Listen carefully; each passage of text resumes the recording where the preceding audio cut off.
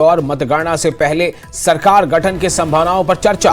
दिल्ली के शीर्ष नेताओं से भी की जा रही है चर्चा। जी हां, जम्मू कश्मीर में सियासी दलों में बैठकों का दौर जारी है। जम्मू कश्मीर में 3 चरणों में चुनाव हुए थे, 18 सितंबर, 25 सितंबर और 1 अक्टूबर, और तीनों चरणों में 90 सीटों पर वोट डाले गए, जिसकी गिनती 8 अक्टूबर को होगी।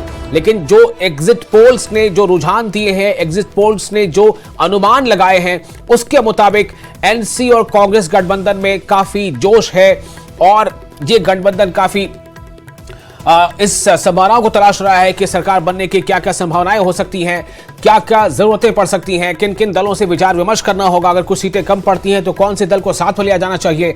तमाम इस तरह की चर्चा हो रही है और सिर्फ कारण है कि एग्जिट पोल ने जो अनुमान लगाया, उस अनुमान के मुताबिक जो इंडिया अलायंस है यानी नेशनल कॉन्फ्रेंस और कांग्रेस की जो गठबंधन है जम्मू कश्मीर में, उसे एज मिलता नजर आ रहा है।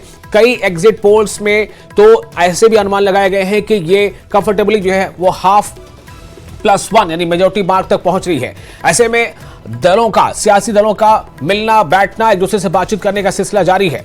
तो जम्मू कश्मीर में सियासी दलों में बैठकों का दौर, मतगणना से पहले सरकार गठन की संभावनाओं पर चर्चा। दिल्ली के शीर्ष नेताओं से भी की जा रही है चर्चा।